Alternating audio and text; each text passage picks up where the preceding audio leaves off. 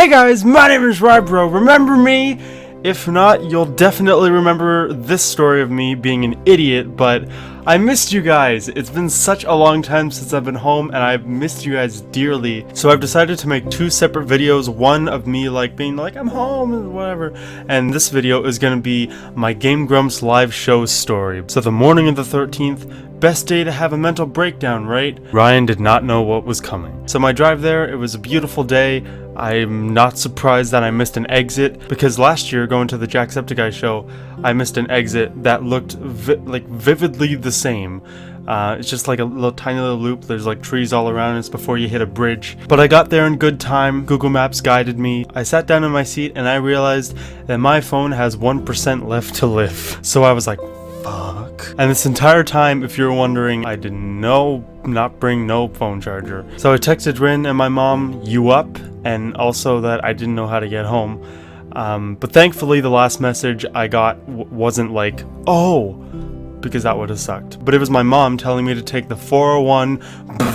So I tried to enjoy the show while I was there. I did. It was so lovely seeing them in, just on stage and so animated. The last 10 minutes were the best because they had time to do a little Q&A, which I loved. They're just so chill and it opens your minds to others' thoughts about things, and especially someone you've watched through a screen for years, it can really mean a lot to you. So I appreciate that they did that. I want to go to a PAX panel someday and get my ass to Boston, see how that goes. And seeing how everybody reacted and how vibrant they were every time Dan and Aaron said something. I love that there was audience interaction, even though anytime Vernon would go to pick someone from the balcony, I'd be like, no, I'm hiding. And when they brought up random people for Mario Party, Dan and Aaron would ask them to insult the other's team or to encourage their own team of their favorite sandwich or their catchphrase.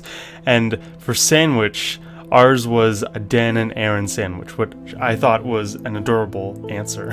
A couple people commented on my shirt, the black and white Danny one, which really made me feel better about myself. And I just love meeting new people. Well, even better, just tiny interactions. And I had to do that about 7 times that night because as soon as I left, my phone died. So I was in traffic with no idea where I was. It was terrifying, but I remembered what my mom told me, 401. I was gonna try my best to get home. I believed in myself. I stopped at about 5 places before I finally got on the 401. I just kept going and going and going, hoping that I'll just see my house beside a DQ or something. But then I can't really remember where I realized I fucked up. It might have been never, but then 2 hours into the drive, I cannot familiarize myself with where I am. Meanwhile, sanity's slowly dwindling. It gets taken away when I need it the most. So I finally stop myself from going any further, because it's bullshit. I go to a gas station, I ask someone where I am. They show me on Google Maps, and I am in Bowmanville, which is 2 hours east of Toronto. And then I was like, oh, now I remember. My mom told me, take the 401 west. So I went the wrong ass way. I had to redo all the progress that I thought I was making, head back into Toronto, take the 401 west, follow that, and I got myself into Milton. Now, first of all, it's somehow even darker than it was before. It's 1 in the morning. It's a straight drive from Milton to the town that I live in, but I'm still worried about messing up. I get to Acton, I recognize the name, it's all coming back to me, and I've been here before. I turn right, and I get to Halton Hills. I don't recognize the name. It's not all coming back to me, and I've never been here before, ever!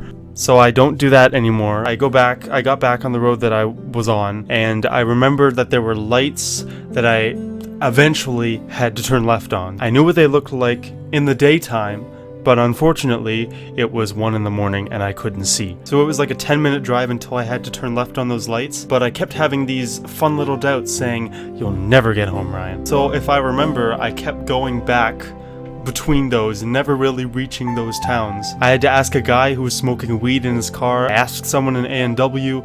I got directions on a piece of paper. I turned left at the lights, turned onto the road that would get me into Bowitt, and I finally got home. It was 3 in the morning. but I made it home. So now that's gonna be a part of my life forever. Also, yes, this is my audition for I Survived. It felt like forever and my eyes were all loopy and I was having so many doubts and I was scared and I didn't know where I was. I really couldn't believe that I got myself home, but I was so excited to get to bed and then get up early and leave and pack, then leave for Newfoundland. You would not have wanted to be near me that morning. You can ask Rin. I don't know what your connections are, but I was cranky. But I have recovered. I am okay. If you still feel bad, you can donate to getryanhome.ugh. And even after this, I still love traveling. I love seeing the places.